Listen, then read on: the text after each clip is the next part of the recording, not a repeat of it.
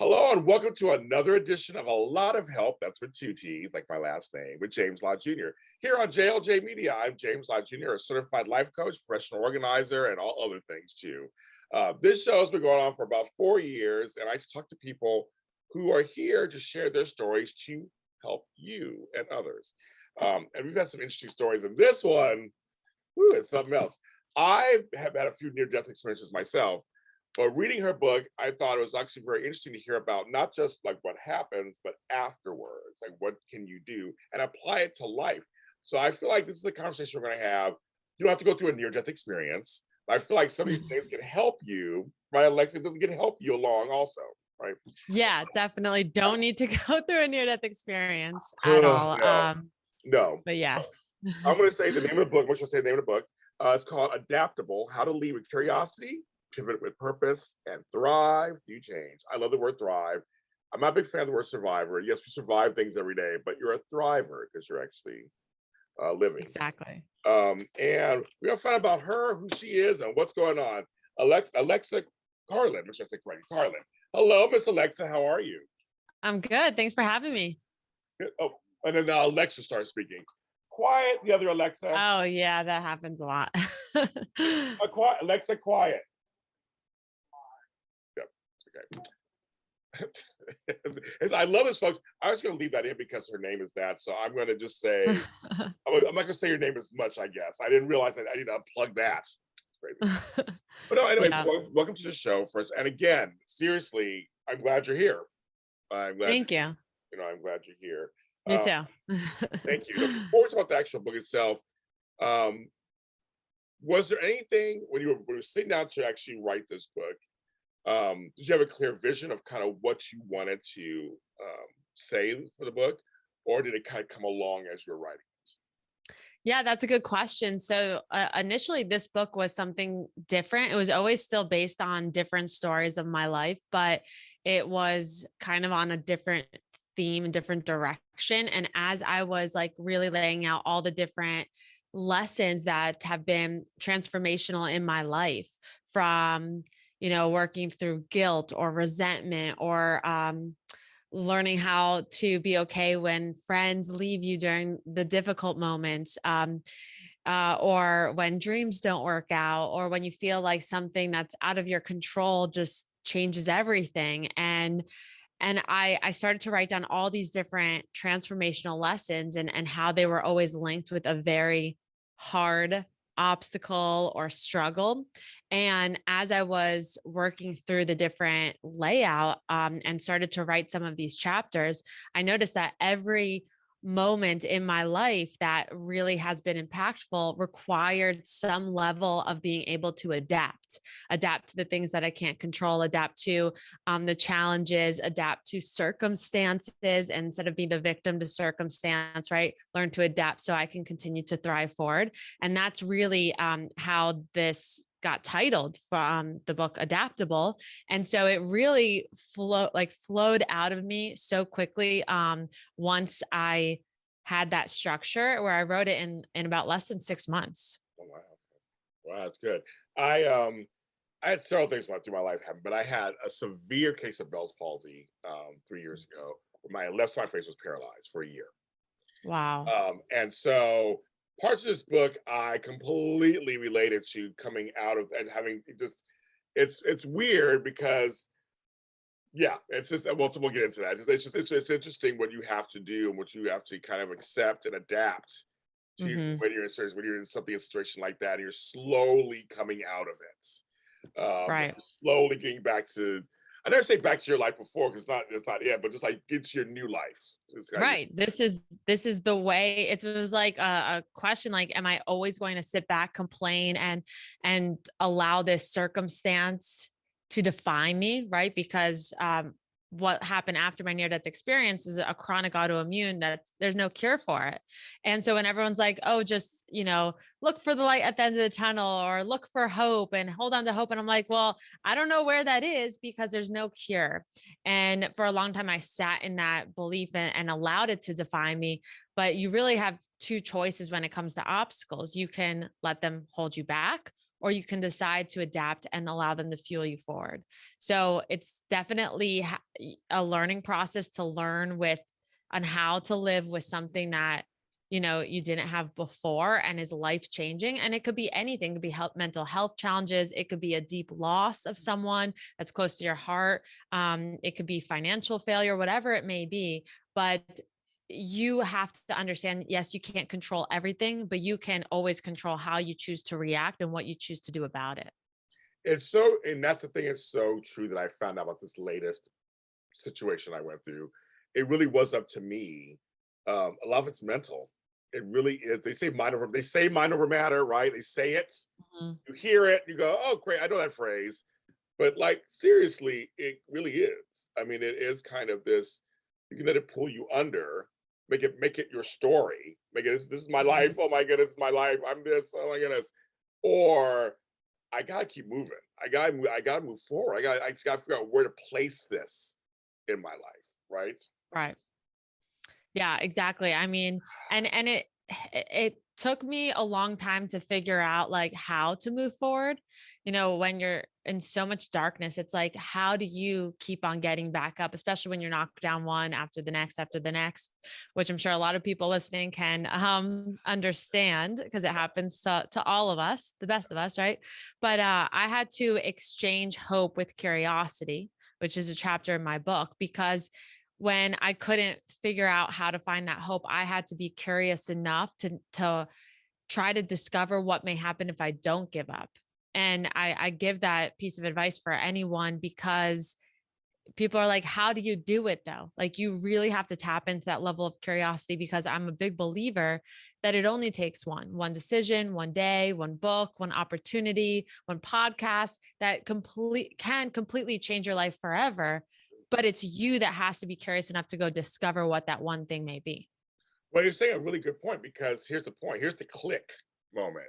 You have to go from it's happening to me to I'm going to overcome this. Like there's or I'm going to take this with like there has to be a point where you go from I can't believe this is happening. I'm so in dark to I need to do something about it. There's something Mhm. in there somewhere. So I want to go back to pre this situation. So how would you describe your life, Miss Carlin? How would you describe your life just out there living your life? And how was it before this incident happened, you think? Well, I've always been an entrepreneur. I've been an entrepreneur since I'm 17 years old, always with the mission to make a difference in at least one person's life a day. So I've loved the journey of turning an idea into reality. And so before this near death experience, which happened when I was 21 years old in college, I was growing my second venture, which was a blog called Hello Perfect.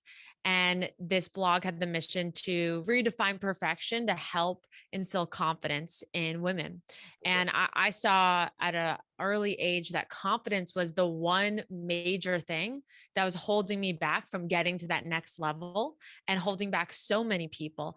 And it's a hard a concept because people think like, oh, well, if I'm not born with confidence, I'm not a confident person. But what I learned along this journey was that confidence is a skill. And just like any skill, it can be learned. And the more that I put myself out there through growing this blog, the more I started to connect with influential leaders in business, in fashion, as I was really passionate about the fashion industry at this time, Yeah. the more I gained confidence in myself and my work and my voice. And so I was growing that right before this whole near death experience that changed my entire life. But always really focused on how can people show up as themselves, be confident in that, and chase after their dreams. I think that when more people are doing what they love, the world becomes a better place. Well, I think that we're getting to a point now, right? That this, Gen Z, they're really starting to look at their work-life balance. Like they're one of the few generations I think is actually going, well, I don't want to work here. It doesn't work. It doesn't Mhm. serve me. It doesn't feed me. It doesn't. Not all money's good money. Like I feel like this next generations are starting to see that. We all knew it. We all kind of knew that, but we took jobs. We had to take jobs. We did what we had to do a lot of times. But I think now, I mean, correct me if I'm wrong. I feel like now it's starting to get there a little. They're looking at it going, well, I need a job that actually makes me feel good to go to work every day. And I feel like making a difference and not just pushing papers. I feel like that's happening more now, I think. Oh yeah, definitely. Like when we interview people for my company, Women Empower X, we say like, what motivates you? Right. And if it's rarely do you ever hear money, which is Right. interesting because we interview a lot of Gen Zs and younger people just getting out of college or maybe still in college, and it's never about money. Like that's never been the answer in the past year or Yeah. so, and Right. it's always about work-life balance or flexibility, or really the main one that we hear most often, at least for people who interview for our company, is passion to the core mission of the company. Yeah.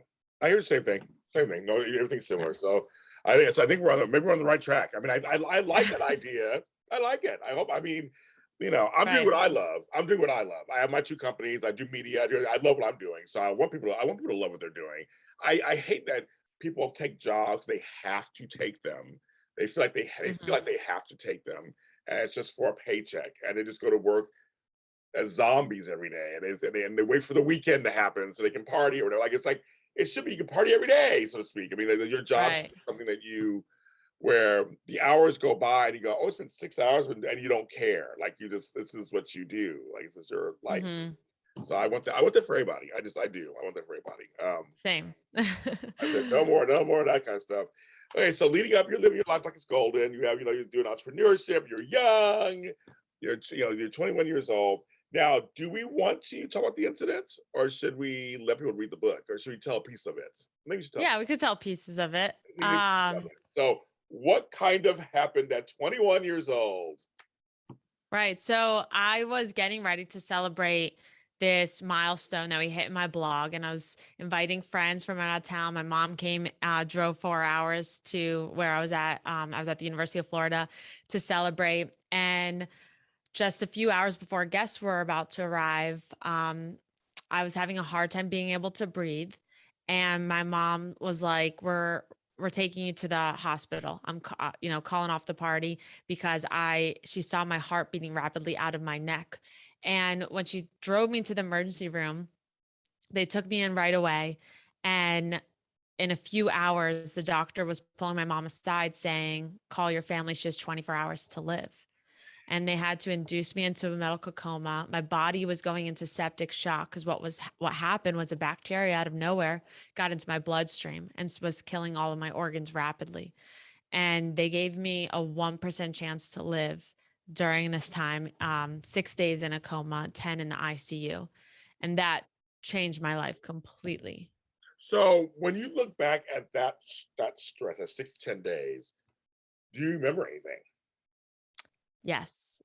So I remember the point before they induced me into the coma, and then I woke up and I didn't know, you don't know like how long it's been. You kind of forget where you are until you starts to come back. I didn't know what was happening to my body. They never told me until like a month later when I was on the healing journey, but I vividly remember what I was experiencing while laying in that hospital bed.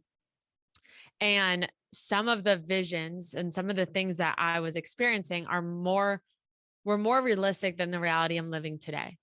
Like I completely remember it. One moment I was running through this field of grass, and this grass was so green, so vibrant. It does not exist in this reality. The best way I can explain it, it was like the colors were alive and breathing. Okay. And that's the best way I can explain it. And I wasn't in a physical body. I was just this being of light running with the wind. And I was at so much peace during this time. I was never afraid, never thought that I was like dying. I was just like in this serene atmosphere. It was only until I woke up out of the coma and I had like all the sounds of the machines, and I was hooked up to 9 different bags of antibiotics with a mask on my face, a tube down my throat.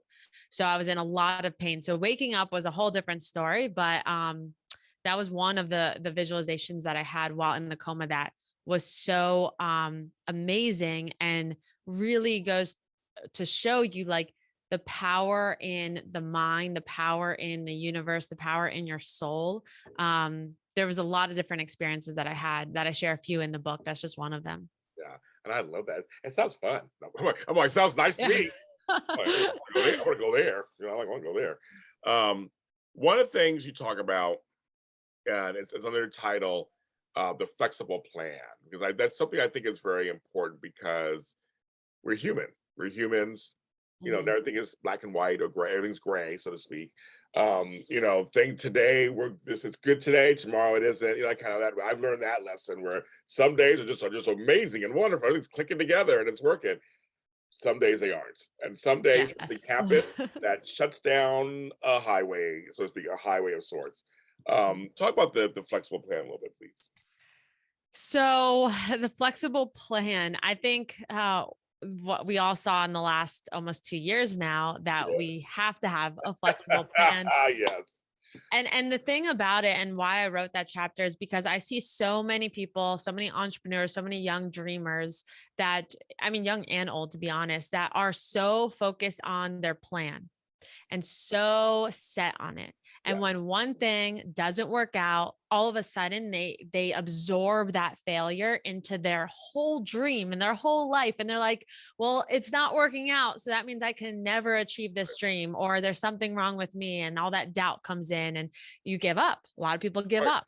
Right. But the thing about it, and what I've experienced along my journey, is that there's a million ways to get to where you want to be. You must never give up on your first try.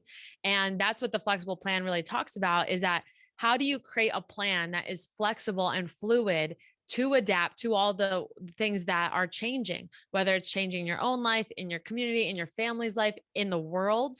The more flexible you can be and the more committed to your purpose versus the path, the more successful you'll be. Because at the end of the day, if you're committed to your purpose, you'll find a way to make it happen, even if this plan's not working out.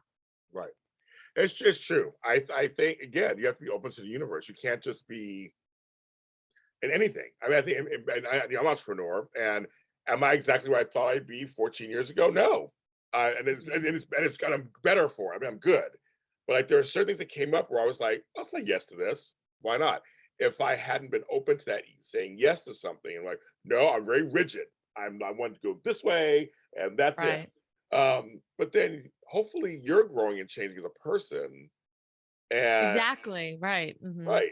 So it should be so wouldn't your business change too? Because you're changing also, because you get older, values change, maybe kids come into play, maybe you get a dog. I don't know, but just like you know what I mean? Like I'm being kind of funny, but you know what I mean? Like there's Right. things that go and happen, maybe a health issue happens.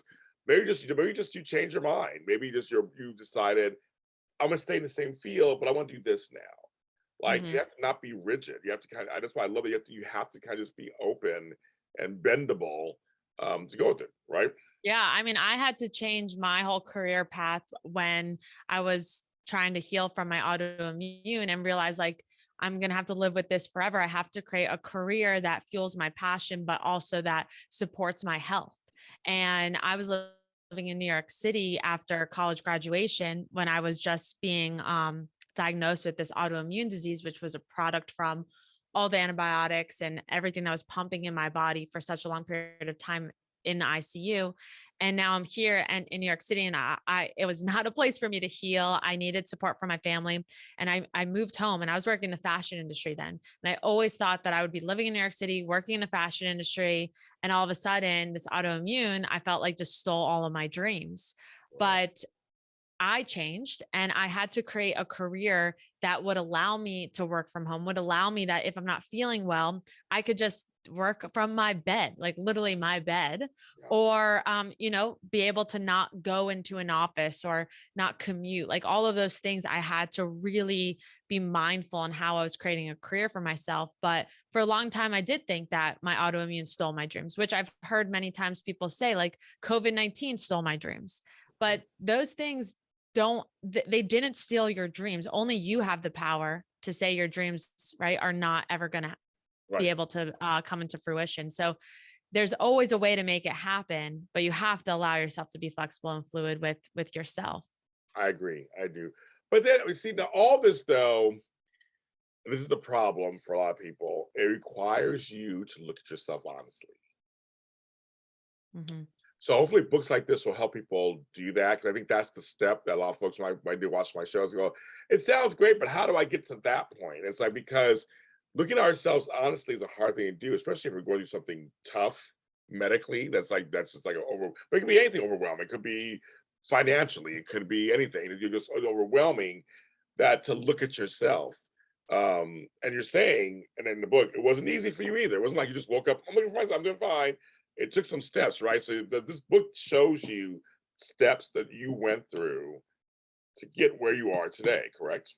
Yes. And the key thing that I want everyone to realize is that it's not just in my past. And I share very vulnerably things happening in my present right now, because what I saw, and why I got on this path of like sharing my story through speaking and writing a book, is because when I was on this healing journey, like I was working to heal from post-traumatic stress from the entire near-death experience. So not just physically, but also mentally.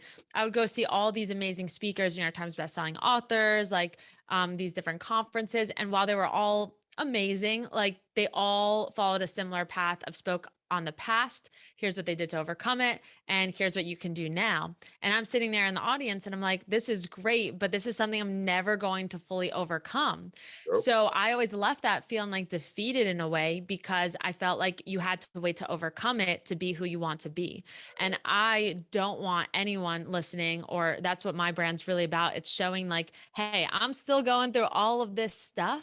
And I think we all have obstacles in our life, bigger, smaller, but throughout our journey, they always will come. And it's like, why do you want to spend your entire life trying to overcome something and waiting to be the person you're meant to be? Instead, you can be that person, you can achieve what you want while you're going through the obstacle, turning an obstacle into an opportunity versus waiting till you overcome something. And so through Adaptable, and each chapter, it shows, it has an action plan at the back end of it, but it shows an example of how I currently also implement this into my life, because everything is an ongoing skill, from not just learning confidence, but also understanding how to turn obstacles into opportunities, how to adapt, how to be okay with feelings of guilt or resentment or feeling bad for no reason, right? Like you question why we feel sad and we're like, we should be Yes. grateful. My life's good, but I Right. feel sad.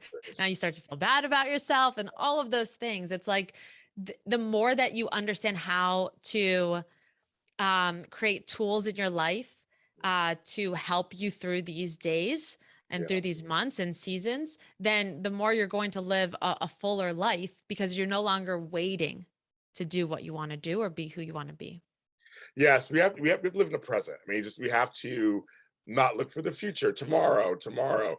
What we do today affects tomorrow. So we have to work on what's going on with us now. But you have to really do the work, folks. There's nothing's easy, right? It's not just easy.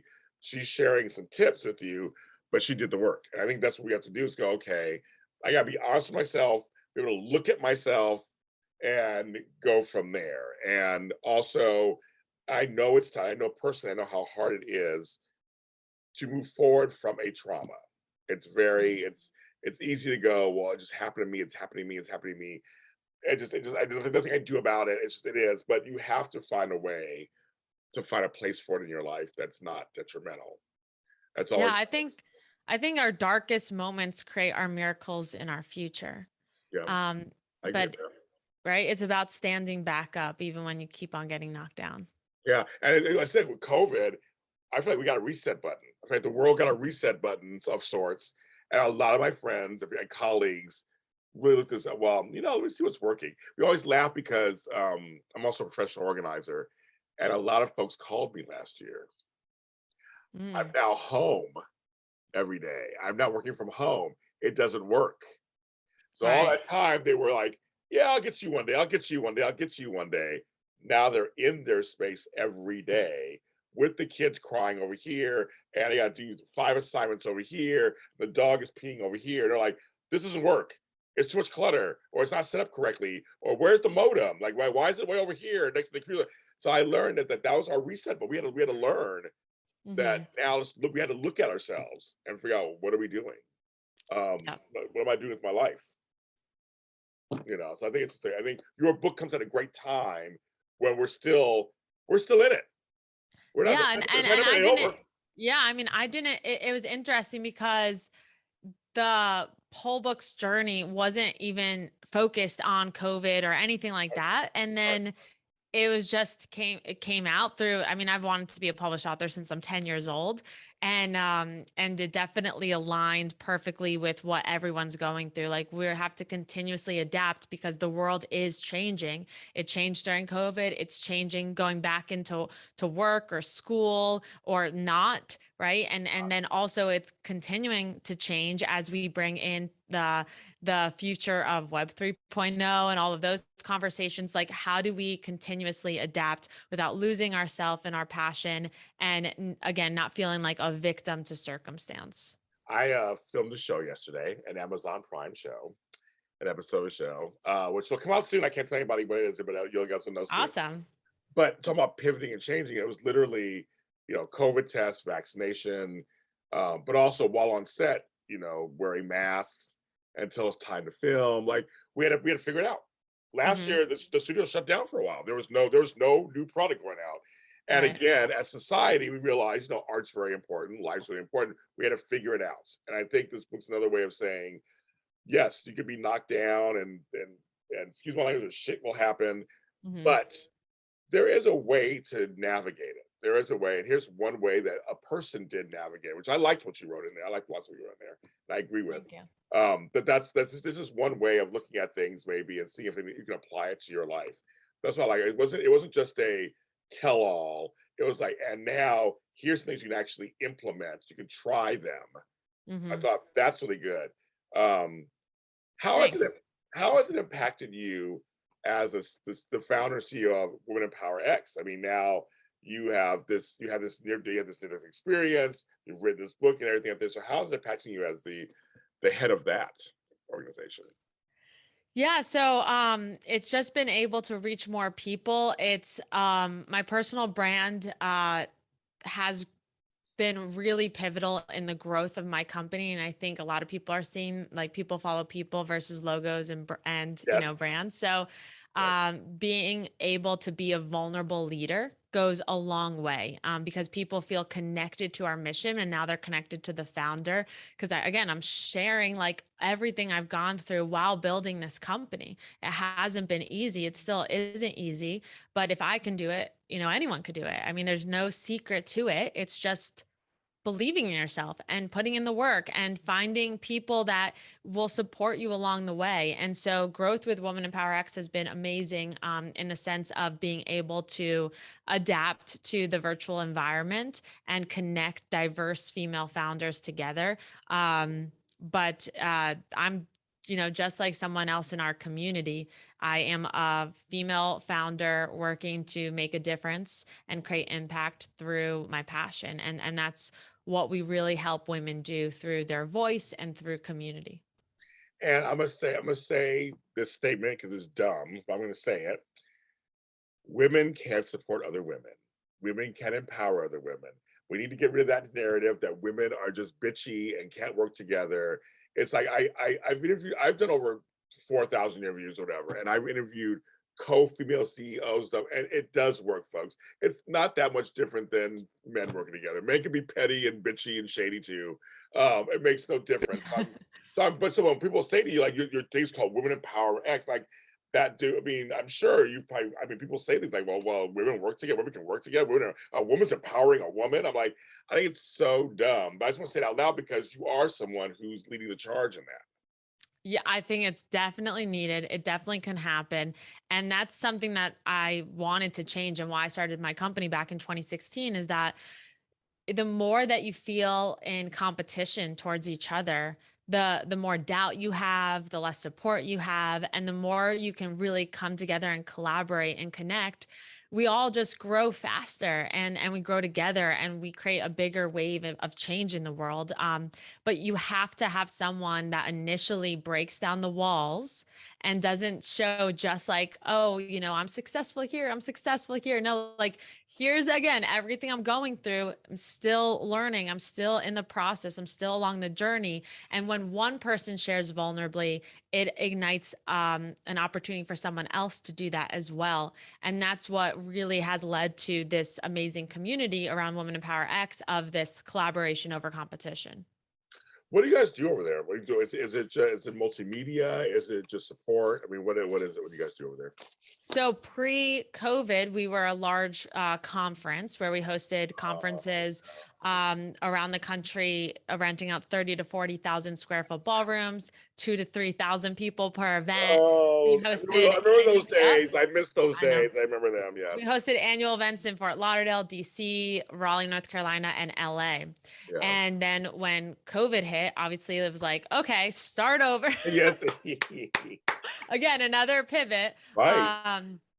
We did have our brand equity in our community, which does go a long way. But today we are very focused on helping women grow their business and brand through using their authentic voice. So we have a course and a membership around helping women gain more visibility and credibility, very focused on public speaking. So that involves, right, speaking on podcasts, stages, virtual, social media, because I grew my entire business by sharing my story, by speaking on stages across the world.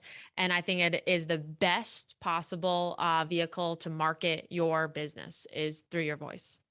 I so too. I mean, I know there's a fine line, but we have a hard time sometimes with how much personal business I put out there. Yes, just keep some stuff to yourself. It's fine.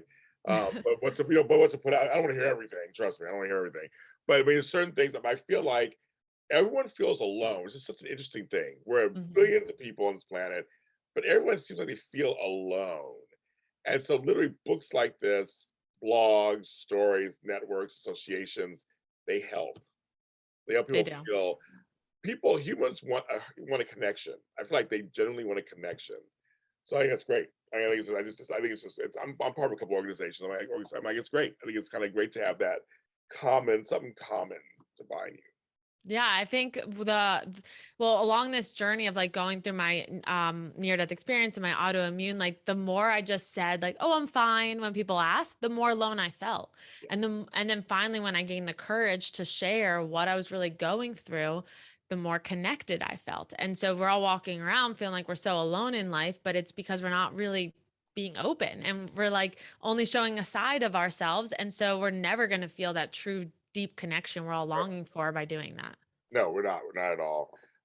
So now, where are you now? How is I want to say your name, Carlin, doing these days? How are you doing these days? I'm doing good. I'm doing really good. I'm the healthiest I've been. I still get an infusion every 8 weeks. Okay. And so between my infusion, which is like the medicine part and a lifestyle of mindset and certain foods and health, like I am really good. I will say that I have found there to be a direct correlation. Now, this is not scientific, this is just my personal experience, but a direct correlation between my health and happiness. The happier I am, the healthier I feel. The more I was super, super depressed and in a dark place, the harder it was to get healthy. So I have found that to be a really pivotal part in my journey. I know. I'm sure there's been studies done, but I feel that it's been proven that's good. I think. Probably. Yeah, don't quote me either, folks. I was a former nurse. I wasn't a former psychologist or anything, but a former nurse. I know the power. In all seriousness, I know the power of the mind. It's back to the mind. I know Mhm. the power of you can't heal yourself. Heal thyself. It can't happen sometimes. I really do believe that. And it's mindset. It's literally going, okay, I'm now going to fight for myself. And that's what I feel like this book when I was reading it. It's honoring you out there to fight for yourselves, to look out for yourselves, to be able to live your life as close to the way you want it as possible. That's kind of what I was Mhm. talking about. It's like, here's some steps to kind of help you get there. So I thought you did a great job. Thanks for sharing your story. And I want everybody to go read the book and hear the exact story, hear the whole thing. Like I wanted to go read the book and Thank you. the nitty gritty in there. Yes, there's a lot more in the book for Yes, sure. I want everybody to do that. So where can I find the book? Adaptable is available everywhere books are sold. So you can get it Amazon, Target, Barnes and Noble, Books a Million. It's just Adaptable by Alexa Carlin. Yes, and you are out there with this book. And folks, I say get it. Please run, don't walk. Get it. You get it on Amazon. If you don't want it, you want to go out to the store and get it to your house. I Yep. say, and also it's good to hear about somebody overcoming something and living their life as they're still continuing to move on. So congratulations, Alexa. Congratulations. Thank you so much. I appreciate that. Everyone, I'm James Lott Jr. and you can follow me where all James Lott Jr.'s are sold at James Lott Jr. and also some media platforms. My website's a lot of help. That's with two T's .com. I put puns in all my names. So a lot of help.com. Go ahead and check out my services there. And JLJ Media is my network. So there's a bunch of more shows on my network, especially more of this one. Share this episode with anybody you think needs to hear this or see this.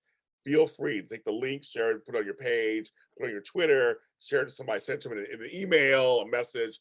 I want people to know about this book because it's incredible. She lived to tell her story. That's what's so amazing.